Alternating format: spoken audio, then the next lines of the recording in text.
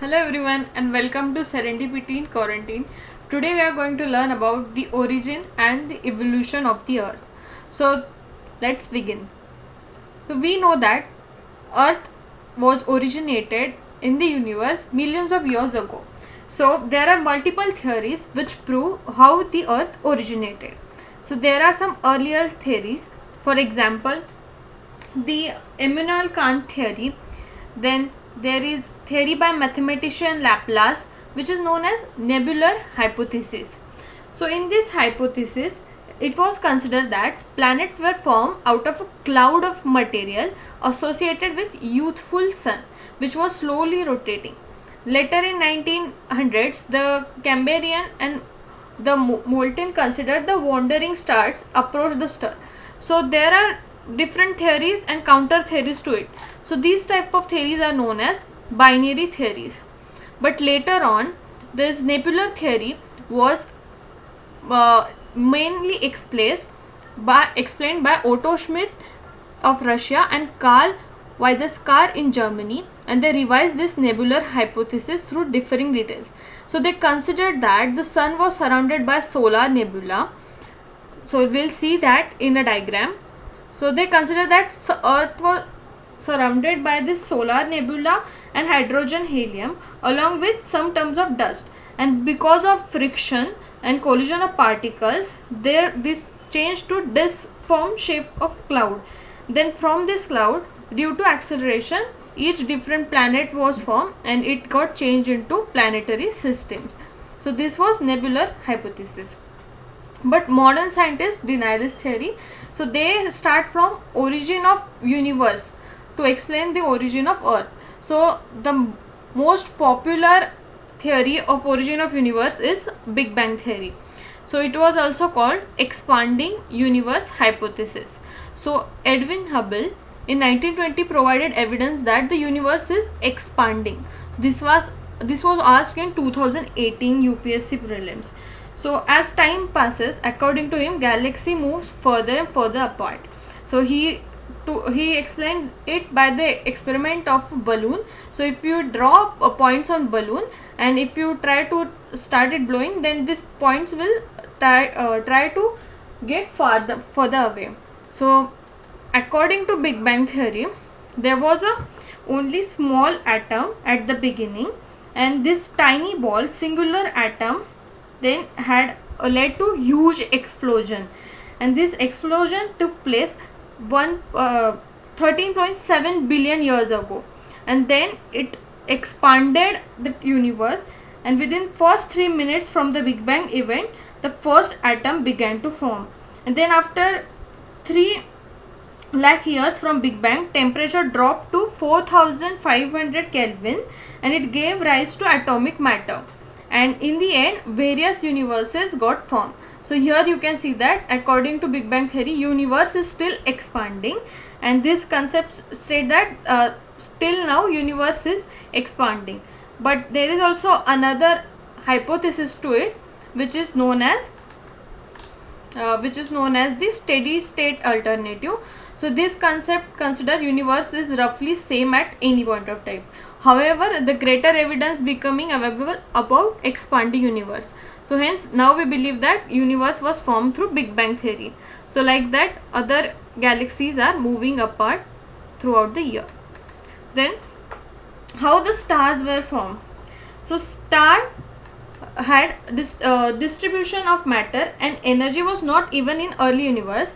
So these initial density differences gave rise to difference in gravitational forces, and it caused matter to get drawn together. So these form the basis for development of galaxies. So galaxy contains large number of stars. So a galaxy spreads over vast distances which are measured in light year. For example, the diameter of individual galaxy ranges from 80,000 to 1,50,000 light years. And then this galaxy starts to form by accumulating hydrogen gas in the form of very large cloud called the nebula. So eventually growing nebula develops localized clumps of gas, and these clumps continue to grow into denser gaseous bodies. So like this the stars were formed. Then how the planets were formed.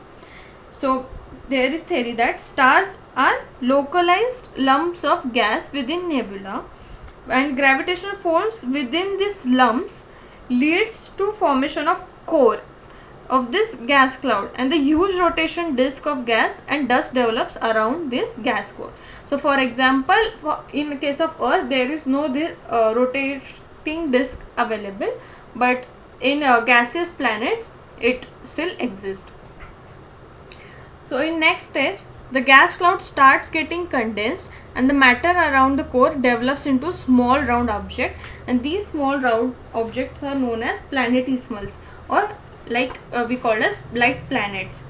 So at final stage, the large number of small planetesimals accelerate to form a fewer larger body form a planet. So when by combining this planet, our solar system is made up of. So in our solar system there are totally 8 planets, 63 moons, and millions of smaller bodies like asteroids, comets, huge quantity of dust grains and gases. So the planets were formed about 4.6 billion years ago, and totally there are 8 planets. So the first one after Sun is Mercury, then comes Venus, Earth, Mars, Jupiter, Saturn, Uranus and Neptune. So there is one asteroid belt which divide them into 2 types of planets. First one are called inner planets, which are 4 planets: Mars, Venus, Earth and Mercury, Venus, Earth and Mars. And then there are outer planets, are also known as terrestrial planets, like Jupiter, Saturn, Uranus and Neptune. So these are also known as Jovian or gas planets. Jovian means Jupiter like. So most of them are much larger than terrestrial planets and have thick atmosphere, mostly of helium and hydrogen. So earlier even Pluto was considered as the planet, but now it is known as dwarf planet. So this decision was done by International Astronomical Union. So what is the difference between terrestrial and Jovian planet? So terrestrial planets are formed with close vicinity to parent star, while it was too warm for gases to condense to solid particles, and Jovian planets were formed of quite distant location.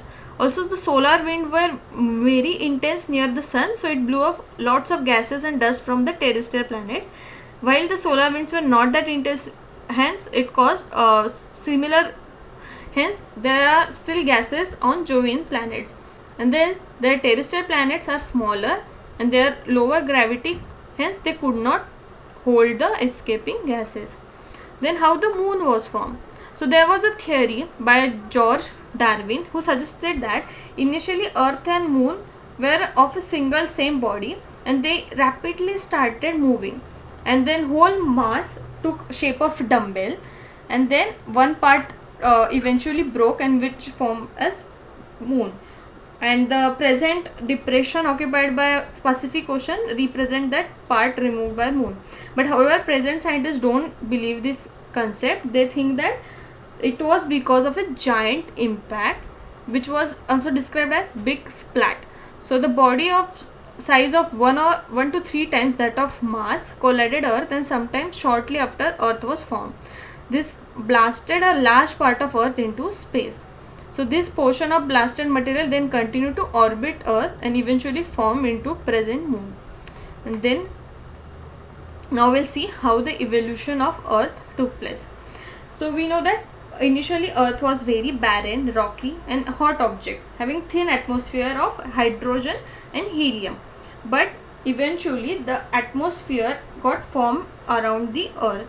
Even Earth is a layered structure from outermost and to the end of the atmosphere. There are different types of material, gases, and they are not uniform. So we'll see first how the lithosphere got developed. So lithosphere is the portion of the Earth. So Earth was mostly volatile state during the primordial stage. So due to gradual increase in density of temperature inside it increased, then it started separating depending upon its density. So this allowed heavier materials to sink towards the center of the Earth and lighter ones move toward the surface. So hence there are different types of density of material around from surface to the core. So broadly The lithosphere is divided into 4 parts, that is crust, mantle, outer core and inner core. So here we can see that this is the lithosphere, this is the crust part, then mantle part, then outer core and inner core, and it is also in different states. For example, the inner core is in solid state while the outer core is in liquid state, and there are different types of material here consisting of different densities. So this form the we'll see in detail about lithosphere in next chapter. So then how the atmosphere and hydrosphere got evolved. So present composition of earth atmosphere is chiefly of nitrogen and oxygen, and there were 3 stages of evolution for the present atmosphere. First was loss of primordial atmosphere, then second was hot interior of the earth contributed to evolution of atmosphere, and finally composition of atmosphere was modified by living world organism through photosynthesis, for example cyanobacteria. And then early atmosphere with hydrogen and helium was supposed to have stripped off through solar winds. There was also process during which cooling of earth, the gases and water vapors were released from the interior of the solid earth. So this process is known as degassing. So this, and also there were continuous volcanic eruption which contributed to the water vapor and gases to the atmosphere. So then in the end earth was cooled, water vapor release started getting condensed, and the carbon dioxide in the atmosphere got dissolved into the rainwater. So this further decreased temperature and condensed the water. So oceans were formed 500 million years ago from the formation of earth, and it tells us that oceans are as old as 4,000 million years. So sometimes around 3,800 million years ago life began to evolve.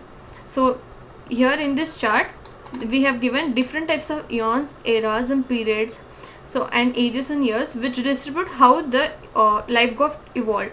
For example, in Jurassic period there was age of dinosaurs, then comes Cretaceous period and it caused extinction of dinosaurs, and so on. And now we'll see how the life origin. So first there were only cyanobacteria, and through the process of photosynthesis there was evolution of atmosphere and hydrosphere which help in development of life. So the record of life that exists on this planet is different period is formed in the rock and in the form of fossils. So this microscopic structure closely related to the present form of blue algae have been found in geological formation much older than 3,000 million years ago.